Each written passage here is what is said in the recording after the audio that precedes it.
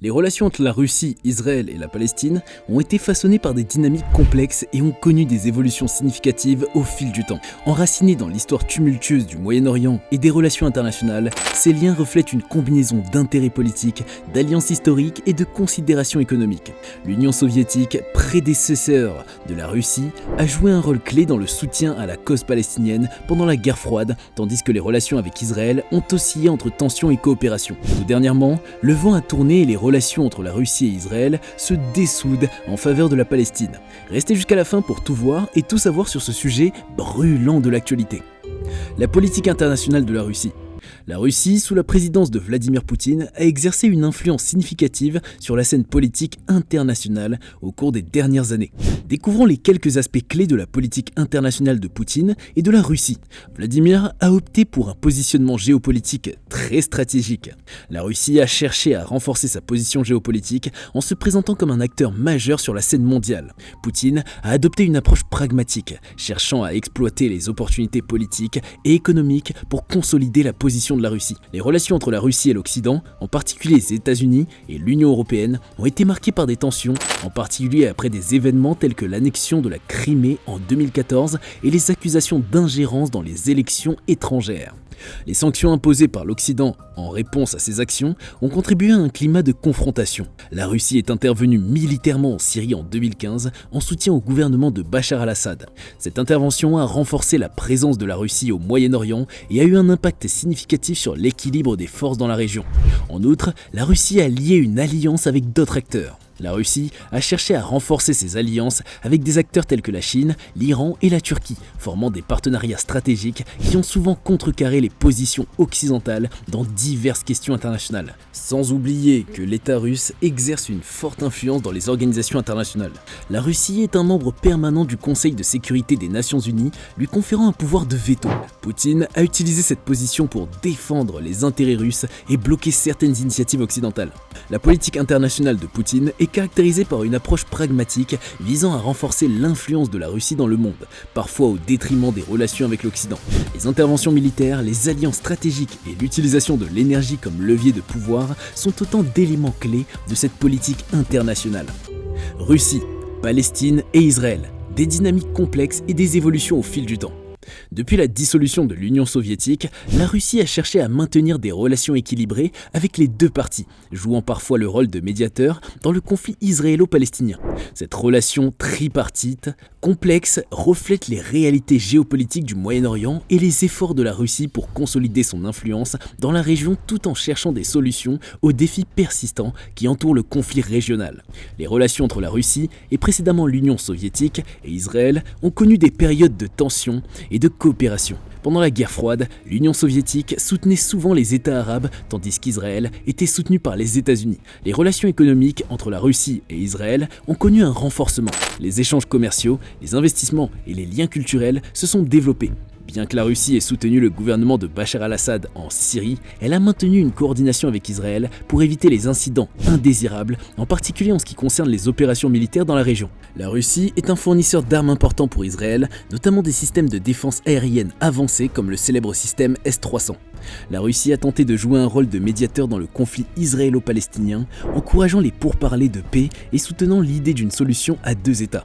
Parallèlement, l'Union soviétique était un soutien important pour la cause palestinienne pendant la guerre froide. Les Palestiniens étaient souvent considérés comme des alliés dans le contexte de la lutte contre l'influence occidentale au Moyen-Orient. Après la chute de l'Union soviétique, les relations entre la Russie et la Palestine ont continué, mais avec des niveaux de coopération variables. La Russie a établi des contacts avec des factions palestiniennes. En 1988, l'Union soviétique a été l'un des premiers pays à reconnaître l'État palestinien. En 2011, la Russie a également officiellement reconnu un État palestinien indépendant basé sur les frontières de 1967. Israël-Palestine, un siècle de conflits en cartes et dates clés. La guerre déclenchée le 7 octobre entre l'autorité palestinienne et Israël n'est que le dernier épisode sanglant d'un siècle d'affrontements dans la région. Les connaisseurs de la région ont comparé l'effet de surprise à celui suscité par la guerre du Kippour 50 ans auparavant. D'autres évoquent les effets du blocus de Gaza instauré en 2007, comme taureau de la puissance des Palestiniens. Depuis, Israël a riposté par des frappes sur la bande de Gaza. Les forces de défense israéliennes, FDI, ont bombardé Gaza depuis les airs et envoyé des forces terrestres dans le territoire. Le premier ministre israélien, Benjamin Netanyahou, a déclaré que l'objectif était clairement de détruire les capacités militaires et de gouvernement palestinien et de libérer les otages. Il a refusé les appels au cessez-le-feu, mais a déclaré que des pauses dans les opérations militaires à des fins humanitaires pourraient être possibles. Les FDI se sont surtout concentrés sur le nord de Gaza, sur la zone densément bâtie de la ville de Gaza et sur les camps de réfugiés voisins de Jabalia et de Shati. Plus de 300 000 personnes vivent encore dans le nord de la bande de Gaza, indique Paul Adams, correspondant diplomatique de la BBC. Israël a demandé aux habitants du nord de se diriger vers le sud pour se mettre en sécurité, mais a continué à frapper des cibles dans le sud de la bande de Gaza. Pour comprendre à quel point la guerre en cours s'ancre dans un siècle de tensions, de violence et de guerre, nous avons retracé les principales dates clés du conflit israélo-palestinien, dont les prémices remontent déjà à plus d'un siècle. Poutine évoque pour la première fois avec Netanyahou le conflit. Selon Moscou, la discussion avec M. Netanyahou a porté sur la situation de crise résultant de l'escalade brutale du conflit israélo-palestinien. Il a également fait part à son interlocuteur des mesures prises par la Russie pour promouvoir la normalisation de la situation, empêcher une nouvelle escalade de la violence et prévenir une catastrophe humanitaire dans la bande de Gaza. Nous avons réaffirmé la volonté fondamentale de la Russie de poursuivre son action ciblée en vue de mettre fin à la confrontation israélo-palestinienne et de parvenir à un règlement pacifique par des moyens politiques et diplomatique, a ajouté le Kremlin. La partie israélienne a notamment été informée des points essentiels des contacts téléphoniques qui ont eu lieu aujourd'hui avec les dirigeants de la Palestine, de l'Égypte, de l'Iran et de la Syrie, a indiqué le Kremlin dans un communiqué. M. Poutine s'est entretenu lors de plusieurs appels téléphoniques lundi avec le président égyptien Abdel Fattah al-Sisi, iranien Ebrahim Raïssi, syrien Bachar el-Assad et celui de l'autorité palestinienne Mahmoud Abbas. La Russie maintient traditionnellement de bonnes relations à la fois avec les autorités israéliennes et palestiniennes, ainsi qu'avec plusieurs acteurs régionaux tels que la Syrie, l'Égypte et l'Iran. La complexité du conflit israélo-palestinien a perduré pendant des décennies, engendrant des souffrances humaines considérables et créant des tensions au Moyen-Orient.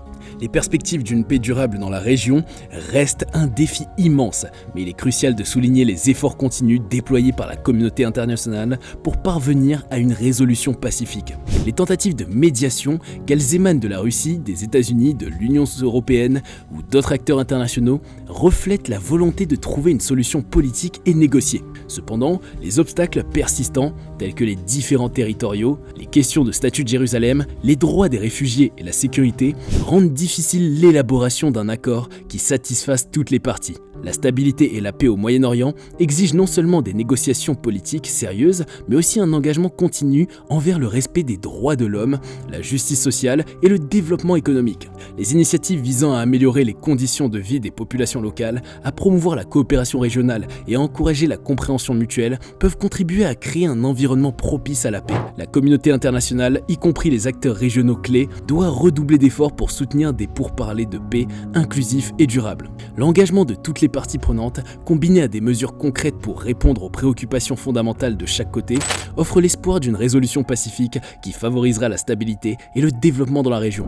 On arrive à la fin de cet épisode. Merci d'être resté jusque-là. Si vous avez aimé la vidéo, n'oubliez pas de la liker, de la partager et si vous êtes nouveau sur la chaîne, activez la cloche de notification pour ne pas rater nos prochaines publications. A très bientôt pour un palpitant décryptage de l'actualité scientifique sur Cultination.